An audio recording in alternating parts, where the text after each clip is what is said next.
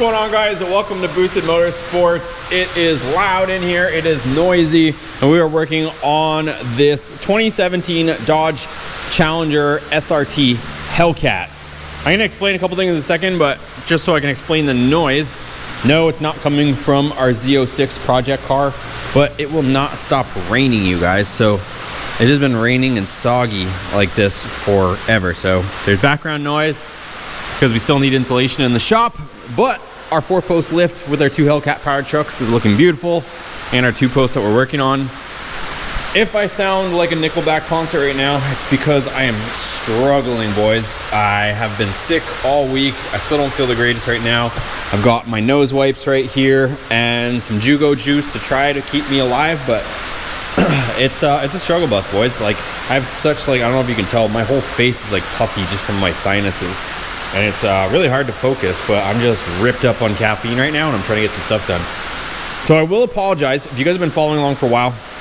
I did end up getting some stuff, well, actually quite a bit of stuff done on this, but I just got right into it, and I just got stuff done because I honestly, in the current condition that I'm in right now, I didn't feel like filming too much, but I wanted to work on the car. So I ended up getting our wiring harness on here. I had to repair our wiring harness because I had a used harness. So I ended up getting that on there. Did a little bit of test fitting stuff. So I've got our accessory belt on our MMX overdrive pulley down there. So I have to take it back off to put the supercharger belt on, but I wanted to at least make sure I had the right size accessory belt. And then if you'll notice this on the ground, I will explain what is on the ground. So this is, of course, a supercharger. So nothing too fancy to see here. It's just a stock 2.4 liter. But over here is also another supercharger. And if you're following along, this is the one that has a ported snout on it and a billet bearing plate. I don't know if you guys can see that in there, but it is super, super nice. But you probably won't be able to hear it, the background noise. But this one just, I don't know, there's something about it that seems like it feels a little bit funny. I don't know, just it's not that confidence inspiring. So since we're going to be spinning this one in a normal, Hellcat application, if you're just running like normalish power, it probably wouldn't be that big of a deal. But on this one, we're literally going to spin the 2.4 as fast as it can possibly spin safely, or somewhat safely. And in that circumstance, I don't feel comfortable spinning that one to the moon, given that it feels a little bit, I don't know, it just feels a little bit strange. I don't know how else to describe it. This one, on the other hand, this one spins beautifully, and it's actually a newer one. If you guys do or don't know, there's 2 different variants of the 2.4 liter. This one being the newer one, easiest way to see is if you check on the side here and you see these pockets. This has like these reinforcement ribs in here, and this is a stronger case. So if you look on the side and you see the pockets, this is a newer 2018 and up blower. Whereas if you look at this one, you see it doesn't have the pockets on the side. This is the older, like 15 to 17 blower.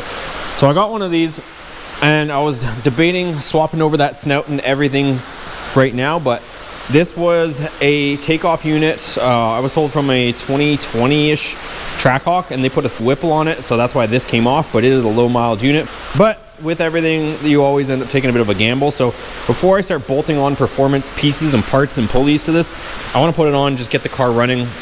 Then we can always pull the snout off, transfer over some of our Go Fast goodies or whatever we want to do after that. So this is the current state of stuff that's in. Alternators on, a bunch of accessories and stuff like that are good to go. I put a thermostat in here. I do want to show you guys something, actually. It's not that exciting, but kind of exciting. Check this out. This is the 2nd or 3rd OEM thermostat that I've seen fail this way. Where's the other half of it? They literally just come apart and they fail. Look at that. So this is the factory thermostat. And when I took this out, it was obviously had failed. Look at that. Came apart in 2 pieces. So I've got a 180 in there, and like I said, I haven't even tightened the bracket down, but pretty much where we're at right now. I got a lot of the hoses in, wiring.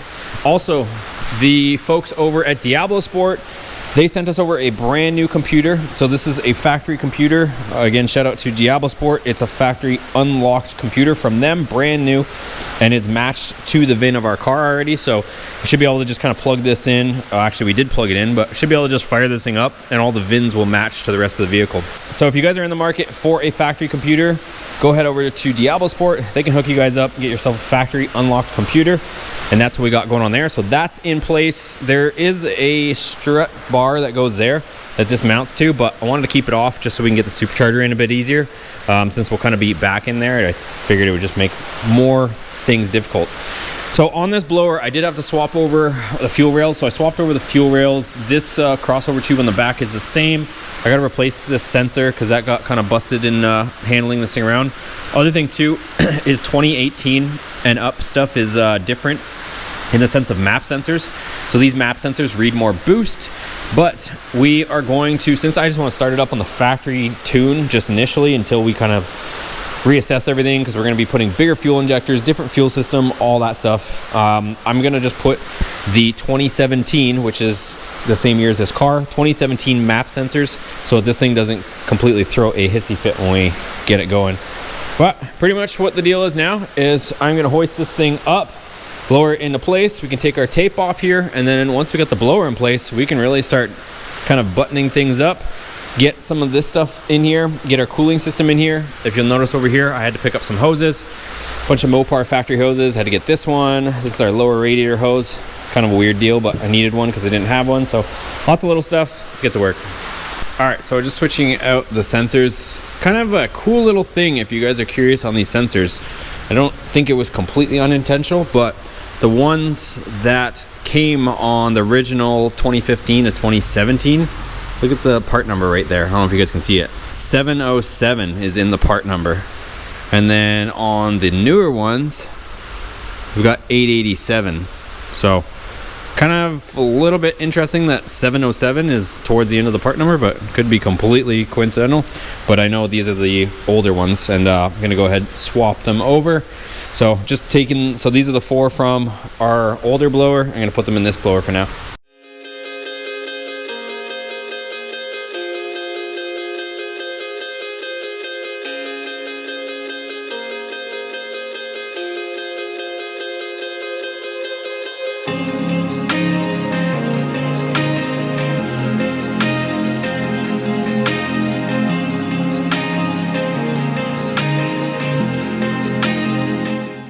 All right, blower is on. I'm gonna have to figure out what size belt. It's kind of a weird situation because I'm gonna end up ultimately putting a much smaller pulley than this stock one. But you guys do or don't know, we've got this 15% overdrive. So this huge pizza cutter is a lot bigger than the stock one. So the belt has to be longer, but then it's gonna get shorter later. So it's like, what do I run just to get it started and running? So. But like I said, there's gonna be a lot of stuff that's gonna be part of this starting and running plan, and then our kind of just small teardown. I don't even want to call it much of a teardown. We'll probably retorque the head bolts, the ARP head bolts, change out the injectors, drop in our fuel pumps, whatever we're gonna run there, change out our smaller pulley, just a bunch of little stuff, but we at least gotta get it running first. And there's gonna be a bunch of little knickknacks I'm sure we're gonna have to tend to. I'm gonna go ahead and put this over there. I think I can put that bar across now, and I'm gonna get our lines in here that go to our bottle and to the back of our blower, so our cooling lines that go to there. All right, so I ended up just throwing this hard pipe in here, and I was gonna grab the camera and start filming more of it, but kind of a couple things. I want to kind of hit the key and run a little bit of fuel through this line, like get it to prime into a container, just in case there's any spugats in this line. I don't want to be kind of feeding it into our brand new fuel rail here with our actually brand new injectors. I haven't even run this stuff, and not that it's going to be run for long, but and then in order to kind of put the rubber lines through here, I got to bend this massive OEM fuel line and get it on there, so it'll kind of just make it a little bit harder to do if I put the rubber cooling lines through there. So I'm gonna leave that off for now, but what I am gonna do is I'm gonna go ahead and start getting the front cooling system in here. So I'm gonna drop it into here, and then I can start connecting our hoses, our lower radiator hose, all that stuff. Then maybe I can put our radiator support, then I can tighten up our brake lines, like just 5 million little things. So let me start ripping on some of this stuff and just get underway.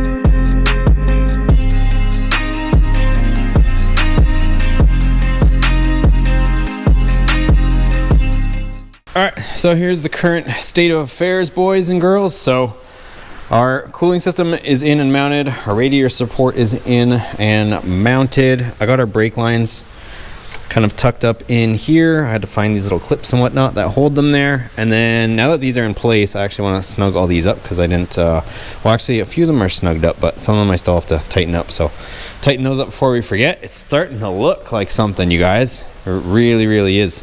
So I replaced the coolant sensor on the back there. Replace that one. It's a few odds and ends, to be honest, but she's coming along. So let me button up a few things here, and then I'll see what happens next. One of the interesting things is these little yellow clips that hold these squeeze clips together. They're pretty interesting to remove. Let me show you guys. So you kind of take a flat like this, at least this is the way that I've been finding to do it, and you like work them off. They're a weird deal. Like, watch, they kind of just pop off. I'm not sure what the official proper way is to remove them, but whoa. Like I said, it can be a little exciting, but anyways, that's how it comes off. And then the spring clip holds your hose in place. All right, another day, a little bit less congestion, and I'm working on things again. So down here I have the AC lines and another compressor that I picked up, but I picked this up because I needed the line off it and I had to buy the whole thing. But anyways, I've just been working on a bunch of stuff. I ended up getting all the brake line stuff kind of sorted out. It wasn't that exciting, honestly, but what is exciting is how nice it looks in here.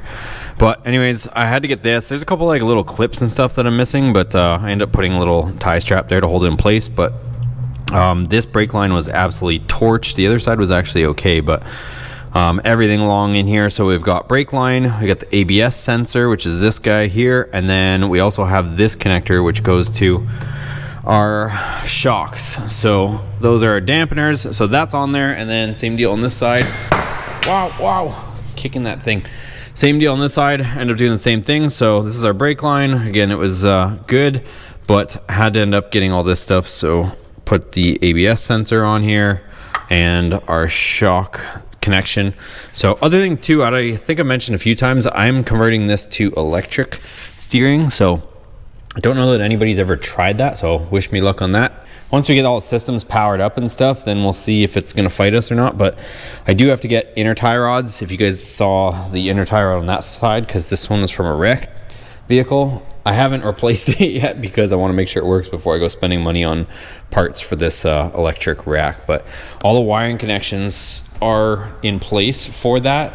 So right here, this huge heavy duty cable that comes through here with this, these both go and plug into the electric rack. And I also have the harness, engine bay harness, that of course is associated with the electronic rack. So hopefully that all works. They did offer electric steering in 2017. But just for some reason, I don't think the Hellcats had the electric steering. I know the newer Hellcats had electric steering, but I don't think 17 had it. But I should be able to hopefully just turn it on and get some features going there. So let's go ahead. I'm going to move this thing down a little bit. Hopefully I have all of the lines for our AC. Not that we really care about AC, but I'm just trying to go through things, you guys, make sure I have most of everything. Still don't have the exhaust on the car. I am going to... Here's the thing with the exhaust. So I've got some BMR parts for the rear end, and in order to do that, I have to drop the whole rear cradle to install those components, and I would have to take the exhaust off again. So that's why I'm kind of holding off on putting the exhaust on just now, but I really want to get some stuff going here. We're getting seriously close, you guys. So let's bring this down, mess with these AC lines, and see how much more we get completed. All right, so it's a few days later, as seems to be the case with this project. But anyways, we've got a lot of stuff to still get done, but I also, if you guys have or haven't seen, I put complete solid aluminum bushings in our cradle and our differential, and I finally mounted these bad boys. So if you guys are wondering, I am planning on putting the over fenders in the rear on this and then leaving the front similar to the Demon 170. since we're kind of building a poor man's Demon 170, and these are actually the spacing to do so. So these are actually for a wide body, but these are definitely some meats. What I'm gonna do right now is put the vehicle back up. Now that I'm done messing with the rear end of this thing, I can actually put in my drive shaft and put the exhaust on, and I gotta connect it up because I don't wanna go deaf when this thing finally starts. Dennis the Menace showed up. You know what that means? We better get to work.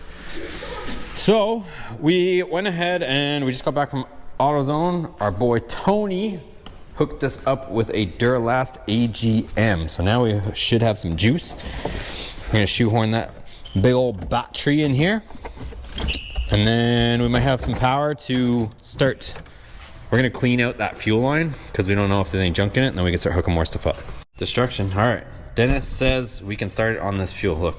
We're gonna go ahead, I'm just gonna activate the fuel pump for a second. Looks fuely. All right, let's turn it off. Okay, so we've got fuel. We just cleaned out the line, so we're gonna click that onto our rail and we should have fuel. All right guys, so we are going to be putting AMS oil in our engine to break this thing in. So this is specifically break-in oil. So since it's a brand new engine, we're gonna go ahead and get that in there. We already got a couple bottles over there, but this is the filter we're also gonna be running. So an AMS oil filter. This stuff's not gonna be in there for too long, obviously just for the break-in period. And then we're gonna be switching over to an AMS oil full synthetic after the break-in period. So here we go. This is the first time filling this thing up with oil. So we'll get that in there and then we can keep moving on to the next thing.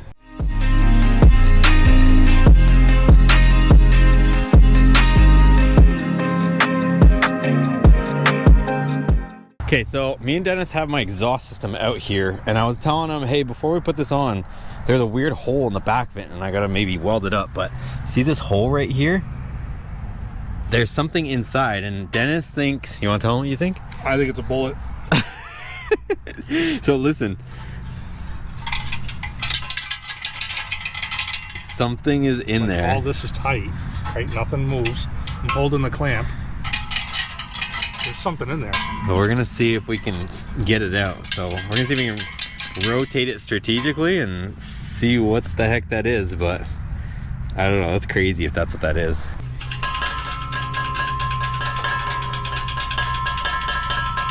I don't know, lay it down for a second again. All right, stop there. All right, Dennis is fishing something out of my exhaust. Can you see it? Yeah. You want to come see it first? No, I don't know. What is it? What we think it is? I can't tell yet. It's big. That's what she said. It's not what she said. Lift up a little bit. You play that game, Operation? I think you would have lost by now. Took the battery out. All right, stay there. I gotta get some, like another screwdriver. Come on, Dennis. You want to do it? Yeah, maybe. Here. Let me see. I want you to see it. You can see it though, or no? Yeah. It looks like a rock, no? It does look like a rock. You know, I didn't try it as if it's magnetic with that screwdriver. Let's see. No. Kind of looks like a rock. All right, well, it wasn't as exciting as we thought it was gonna be. It was just a rock that was in there. But the rattle is out. Change your mind? It's not a rock. Just look, it's shiny. Oh, dude. I think it's got some... Scratch it. I think it's just covered in soot. It looked brass. Look at it right there. I think it's some kind of remnants of a bullet. Cause That's got too much weight to it. Look to at be a that rock. brass. It's Yeah. brass color right there. Dude, let's hit it with some sandpaper for a second. Yeah. Let's see. Dennis is cleaning it up. That's shiny, dude. That's not a rock. Rocks don't polish. Should we hit it with sandpaper? You got anything stronger than this? Yeah. Rip a piece off of that.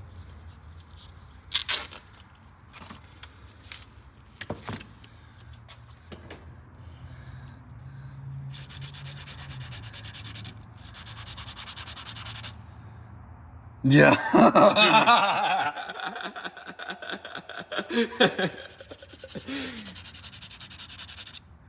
That is way too shiny. That's not a rock. Well, I saw the brass part of it though. Look.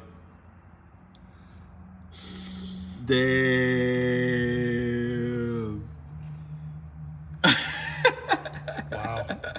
don't know if a bullet can do that, but... All right, so me and Dennis took a little bit of Scotch Brite pad and emery cloth to it. Look at that, you guys. That is a very brass looking rock.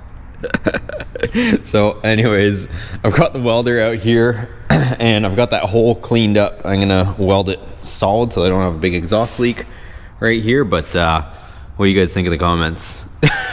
It's kind of looking like we think it is, but let me go ahead and weld this up.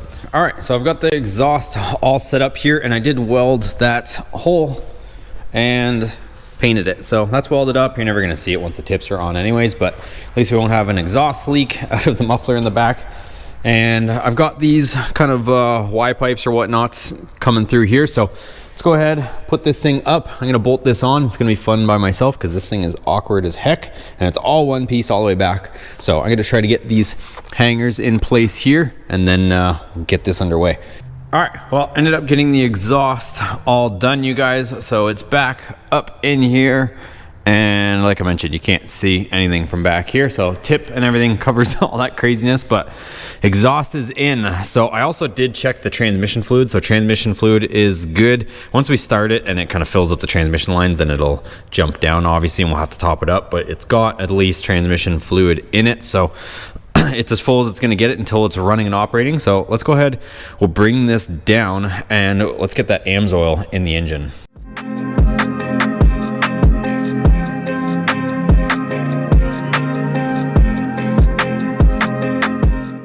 All right, you guys, so I ended up, my buddy Tony over at AutoZone, he actually hooked me up with just this smaller rib belt because we're still waiting for the 10 rib to show up. But at least we got the same size belt. At least we can get the blower spinning. I don't have the accessory belt on just yet because that has to go on top of that, and we're probably only going to fire it for just a split second or so. We're not going to let it get up into temperature. Just want to fire it, make sure everything's good, and also make sure the blower doesn't make any noise. And then if all goes as planned, then we can start adding fluids. We'll start adding, well, I mean, it's got oil and everything in it. It just doesn't have coolant in it on the supercharger or the engine side just yet until we're ready to go here. What I did was I took out the fuel pump relay and then I still have my fuel injectors disconnected. I want to go ahead and crank it and just see where we're at, make sure we're building some oil pressure. I'm not sure if the gauge will start to read it yet, but we'll take a look. I just kind of want to get some stuff circulating here, and then we might be getting pretty close to firing this thing off, you guys. I am this is a big time coming, so little nervous. This thing has not seen action since the meltdown, if we're calling it that. So this is a big moment for this thing, but let's see what she's got. Okay, so the other thing I have to do is calibrate the brake position sensor, because right now, even though we don't have brake fluid in it, I don't think the brake lights work. Oh, actually they're coming on. So I don't know if you guys can see it right there. So our brake position sensor should actually work. So technically, we can turn this on to run. See how mad it is. I'm gonna turn off the fan because that thing's gonna boot up. Still a few things that aren't connected, but we've got quite a bit of stuff connected here as well. Let's see if it'll turn over. Of course, we don't have the airbag in, so it's probably mad about a bunch of stuff. And I got to initialize the brake module as well, but let's see if we can get it to crank.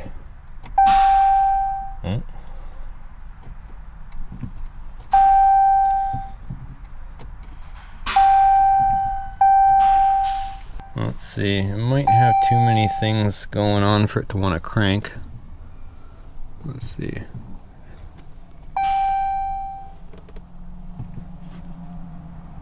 All right, let's hook up the scanner and see what's going on at the moment. I'm not sure, we might have something disconnected, but or it's just mad that the fuel pump isn't activated, but she's mad about a few things right now, so let me see what's going on. All right, so this is part of doing this, you guys. So since everything was melted before, I just realized that we don't have a grounding strap going from the bell housing over to the chassis. So that's why we got no starter action. So I gotta make up a ground strap because the original one obviously got melted like crazy, so I gotta make one up and then we should be back in business here. All right, so we ran the second ground strap to the bell housing bolt, and that's why there's supposed to be 2 grounds here and I only had 1. So that one runs to the bell housing. So now I think if we disconnect our fuel pump, if we pull the relay out of the back of here, this thing should crank over. So let me grab this relay because I want to crank it first. Throw our battery on.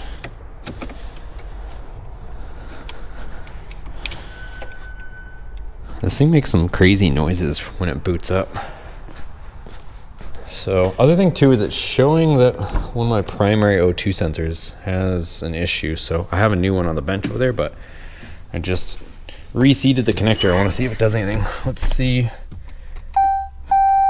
if we get any cranking in action. So we're in run. Let's turn this off for a second. Let's see. No.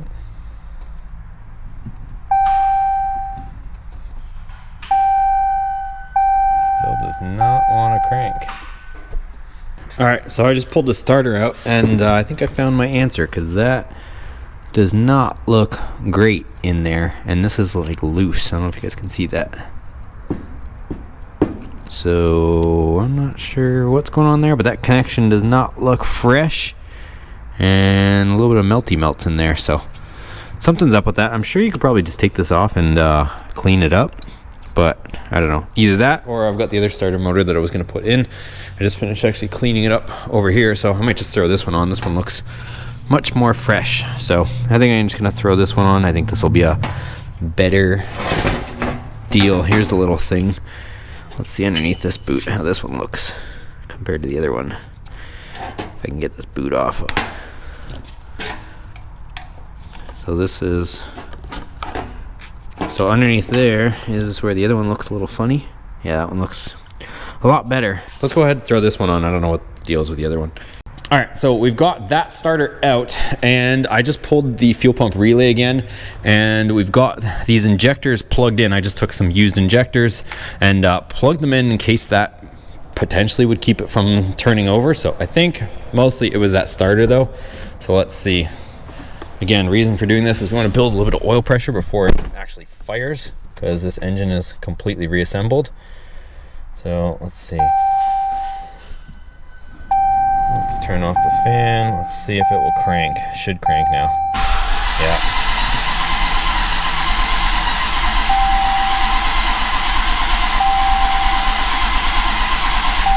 Okay, so like I said, we just want to crank it. Let's see actually.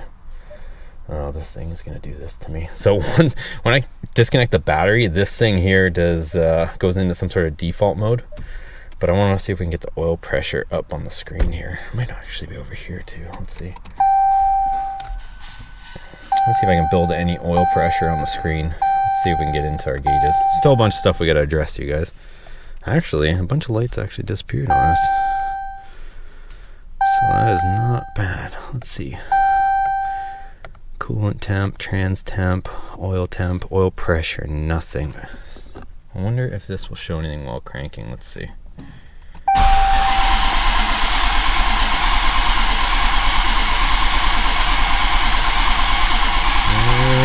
Maybe it just won't while it's cranking. Okay. Well, I don't know. Do we connect everything and fire it up? This is nerve-wracking, you guys. This is a long time coming. So it's as simple as putting in that fuel pump relay and connecting our fuel injectors, and this thing will probably fire. Let's turn it over one more time. Let's see if we can build any oil pressure at all.